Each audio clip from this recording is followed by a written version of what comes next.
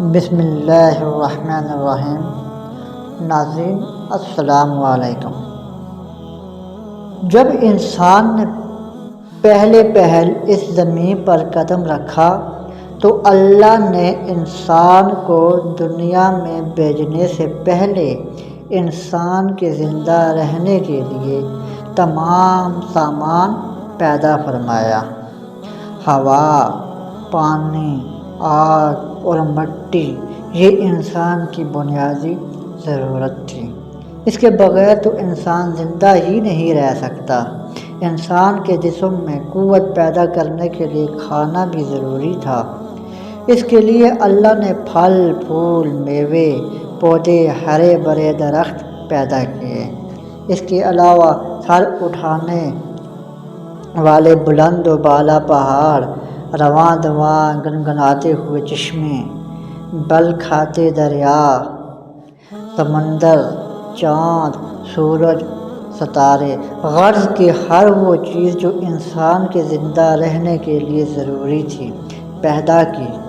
ان سب چیزوں کے علاوہ انسان کے آرام و سکون کے لیے اور چیزوں کی بھی ضرورت تھی وہ بھی پیدا فرمائی۔ زمین و آسمان کے اندر بے شمار چھپے ہوئے خزانے اور وسائل ہیں، مثلاً لوہا، چاندی، ابرق، تیل، کوئلہ اور گیسیں ہیں۔ یہ تمام چیزیں انسان کی ضروریت کی ہیں۔ ان سے انسان فائدہ حاصل کرتا ہے۔ ان تمام چیزوں کو زمین کے اندر سے نکالنے اور دریافت کرنے کے لیے ایک ایسی ذی عقل اور علم رکھنے والی ہستی کی ضرورت تھی جو ان تمام چھپی ہوئی اور اوجل چیزوں کو ڈھونڈ کر نکالے اور اپنے ہی لیے کارآمد بنائے۔ یہی ہستی جسے انسان کہا جاتا ہے۔ انسان کو اللہ نے عقل اور سوچنے سمجھنے کی صلاحیت عطا کی، پھر دنیا میں بھیجا۔ سب سے پہلے انسان حضرت آدم علیہ السلام تھے۔ انسان کی نسل حضرت آدم علیہ السلام سے چلی اور تمام انسان حضرت آدم علیہ السلام کی اولاد ہیں۔ اللہ تعالیٰ نے حضرت آدم علیہ السلام کو پیدا کرنے کے لیے ارادہ ظاہر کیا اور فرشتوں سے کہا، میں زمین پر اپنا خلیفہ بنانے والا ہوں۔ اس پر فرشتوں نے اعتراض کیا اور کہا، کیا آپ زمین پر انسان کو پیدا کرنے والے ہیں؟ انسان تو زمین پر فساد برپا کرے گا اور خون بہائے گا۔ ہم تو تیری پاکی بیان کرتے ہیں اور تیرا شکر بجا لاتے ہیں، کیا ہم عبادت کے لیے کافی نہیں ہیں؟ اللہ نے فرمایا، جو میں جانتا ہوں وہ تم نہیں جانتے۔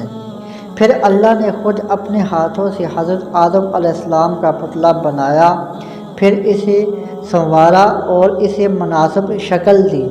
اس کے جسم کا ہر حصہ خوبصورتی کے ساتھ بنایا۔ پھر اس مٹی کے پتلے میں اللہ تعالیٰ نے اپنی روح پھونکی۔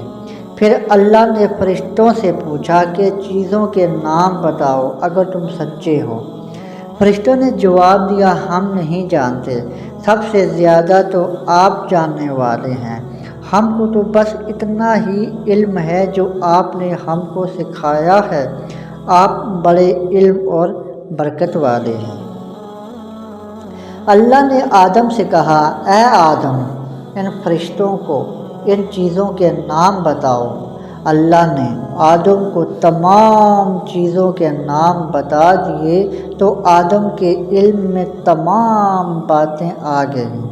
آدم نے ان چیزوں کے نام بتا دیے تو اللہ نے فرشتوں سے کہا، کیا میں تم سے نہ کہتا تھا کہ میں آسمانوں اور زمینوں کے اندر کی سب پوشیدہ باتوں کو جانتا ہوں اور جو کچھ تم ظاہر کرتے ہو اور چھپاتے ہو سب کا علم رکھتا ہوں۔ اللہ تعالیٰ نے فرشتوں سے کہا کہ آدم کو سجدہ کرو۔ تمام فرشتوں نے آدم کو سجدہ کیا، لیکن ابلیس ملعون نے سجدہ کرنے سے انکار کر دیا۔ وہ غرور کرنے والوں میں سے تھا۔ تجھے کس چیز نے سجدہ کرنے سے روکا؟ جبکہ میں نے تجھے حکم دیا تھا۔ اللہ نے پوچھا۔ ابلیس نے کہا کہ آپ نے انسان کو مٹی سے بنایا اور مجھے آگ سے پیدا کیا۔ ابلیس کے معنی مایوس اور نا امید ہونا، اس لیے کہا گیا کہ جو شخص اللہ سے نا امید ہوتا ہے وہ ابلیس کے تابع ہوتا ہے۔ جو لوگ ابلیس اور شیطان کے بہکاوے میں آ جاتے ہیں وہ پست ہمت ہوتے ہیں، اور جو فرائض ان کے ذمے ہوتے ہیں وہ ادا نہیں کرتے اور ذلیل و خوار ہوتے ہیں۔ جب ابلیس نے سجدہ کرنے سے انکار کیا تو اللہ نے فرمایا، تو آسمان سے اتر، تو نے تکبر کیا اور تو ذلیل و خوار ہوا۔ ابلیس نے کہا کہ مجھے قیامت کے دن تک مہلت دیجیے۔ اس پر اللہ نے فرمایا، تجھے مہلت دی گئی۔ ابلیس نے کہا، میں تیرے بندوں کو گمراہ کروں گا اور ہر طرف ان کو گھیرے میں رکھوں گا، وہ تیرا شکر بھی نہیں کریں گے۔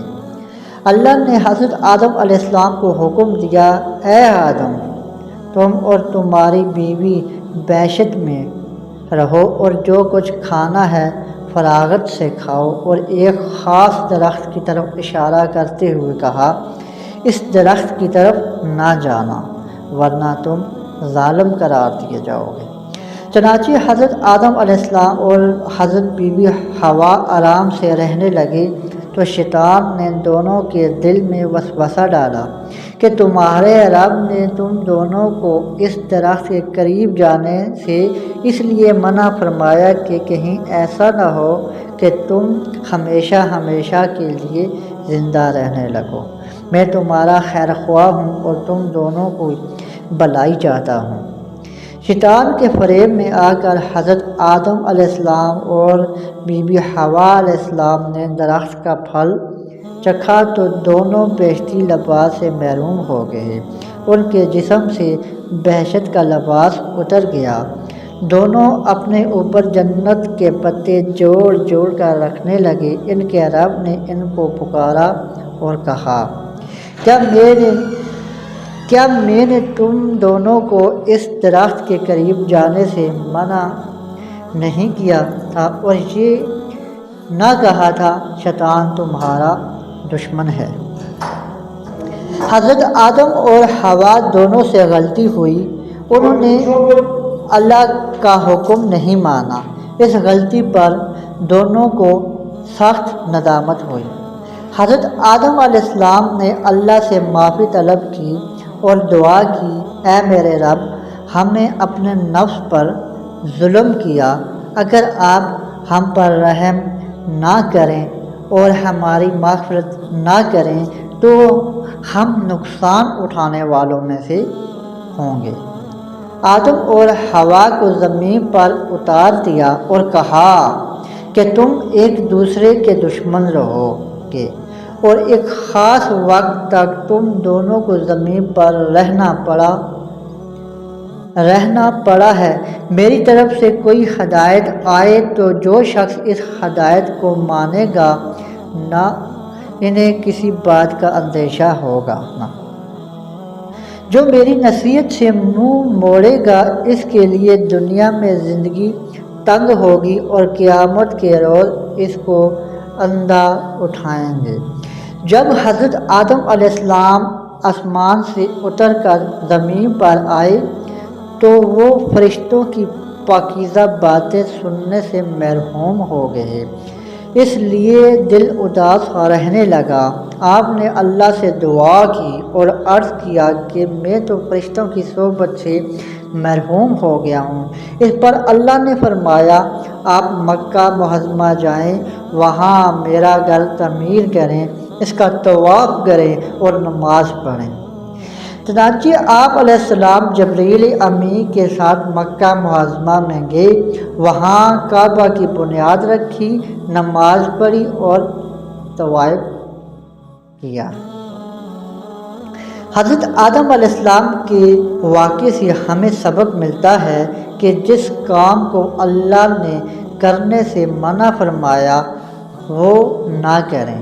جو کام کرنے کا حکم دیا ہے وہی کریں، یہی عبادت ہے۔ عبادت نیکی ہے، نیکی عبادت ہے۔ والسلام۔ اللہ پاک ہم سب لوگوں کا حامی و ناصر رہے۔ اللہ حافظ۔